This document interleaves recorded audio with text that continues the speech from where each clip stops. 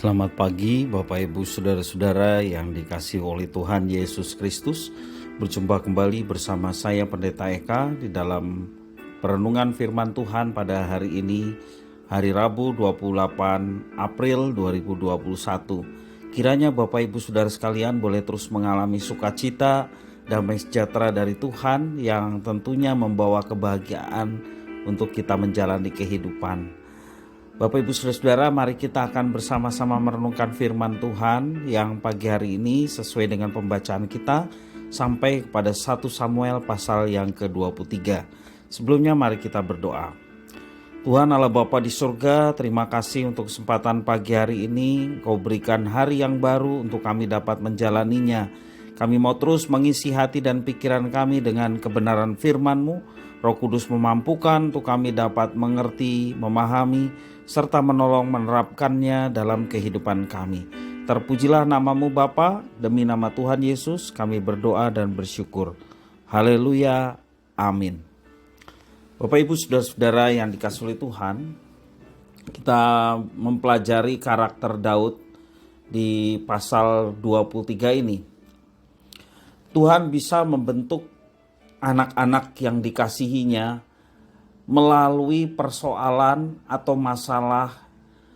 Tuhan mengizinkan masalah ataupun persoalan menimpa kehidupan anak-anaknya. Seperti juga yang sedang dialami oleh Daud.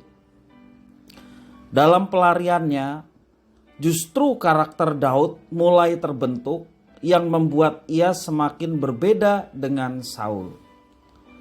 Kita perhatikan di dalam pasal 23 ayat 1 sampai yang ke-5.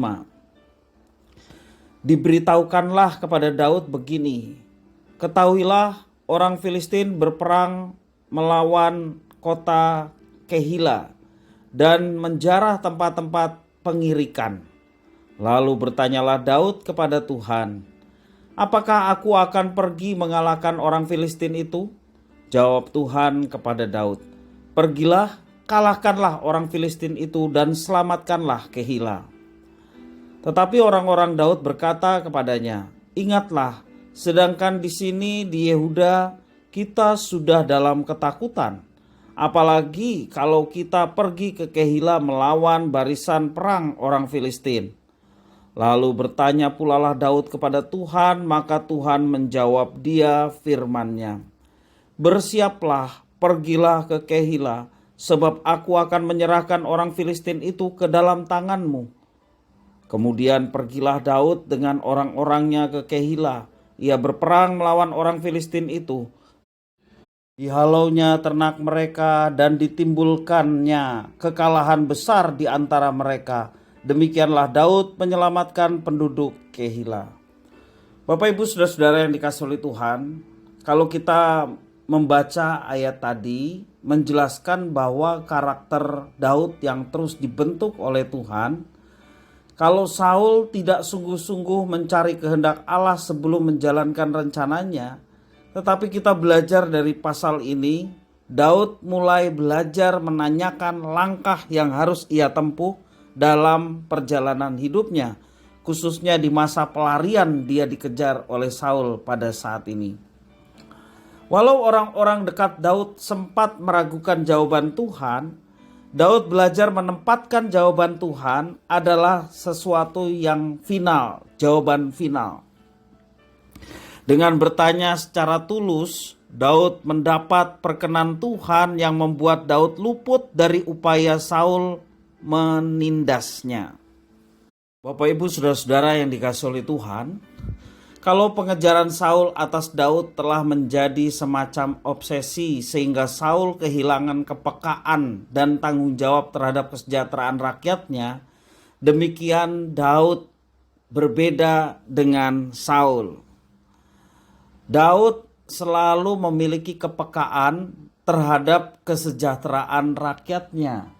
Demikian kesejahteraan penduduk Kehila yang dipikirkan oleh Daud dalam pasal ini. Di tengah pelariannya, kepeduliannya terhadap suatu kota di Israel yang sedang diserang oleh orang Filistin, Daud mulai belajar keluar dari masalahnya sendiri untuk melihat masalah rakyatnya, walaupun dia pada waktu itu belum menjadi raja sepenuhnya atas Israel. Daud sedang belajar menjadi seorang raja yang bertugas untuk menggembalakan umat Tuhan, umat Israel. Bapak Ibu Saudara-saudara yang kasih Tuhan, ini yang kita mau belajar dari seorang Daud, ya. Daud punya masalah dalam pelarian, tapi ada di depan mata penduduk yang bermasalah karena penduduk Kehila, ya, diserang oleh orang Filistin. Daud tidak melihat masalahnya sendiri, tetapi dia menolong orang-orang di Kehila untuk terlepas dari masalah orang Filistin. Demikian juga hal yang sangat mendasar yang kita mau belajar di sini adalah, kalau kita perhatikan di dalam pasal yang ke-16 ayat yang ke-14 yang lalu yang kita sudah baca, sejak penolakan Tuhan atas Saul, Tuhan telah menarik rohnya atas Saul. Sebagaimana gantinya, Tuhan menyertai Daud. Doa Daud dan kepeduliannya akan kota Kehila merupakan bukti akan kesadaran Daud akan pengurapan dan penyertaan Tuhan. Jadi Bapak Ibu Saudara-saudara, di dalam konteks perjanjian lama, orang yang diurapi, yang dikaruniai Roh Kudus, itu orang-orang yang memiliki jabatan, baik raja, demikian juga imam dan nabi. Bapak Ibu Saudara-saudara yang dikasihi oleh Tuhan, Daud membuktikan bahwa dia diurapi oleh Tuhan, ditunjukkan atas kepeduliannya terhadap kota Kehila. Dia sadar bahwa dia sudah diurapi oleh Tuhan, dan karena pengurapannya itu dia harus membela orang-orang yang dalam kelemahan. Itu menunjukkan bahwa Daud diurapi oleh Tuhan. Bapak Ibu, saudara-saudara yang dikasihi oleh Tuhan, kita cenderung menganggap bahwa kalau Tuhan menyertai dan memberkati kita, pastilah tidak akan ada masalah serius yang menimpa hidup kita. Seringkali kita berpikir demikian, bukan? Kalau Tuhan menyertai, kalau Tuhan memberkati, tidak ada masalah serius yang menimpa hidup kita. Padahal ketiadaan masalah membuat kita justru kehilangan kepekaan akan kehadiran Tuhan dan kebutuhan kita akan Tuhan. Bapak Ibu Saudara, bersyukurlah kalau Tuhan mengizinkan kita menghadapi masalah di dalam kehidupan kita.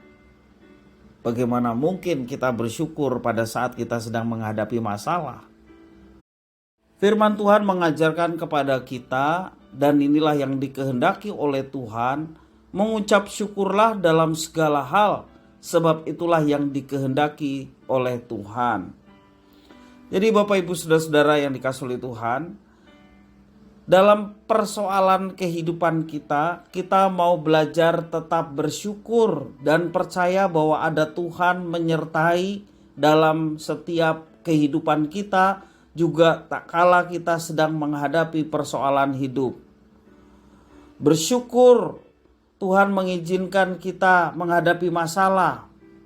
Itu artinya ia percaya bahwa kita sanggup menghadapinya. Tentu saja kita sanggup menghadapinya tak kala kita bersandar kepadanya.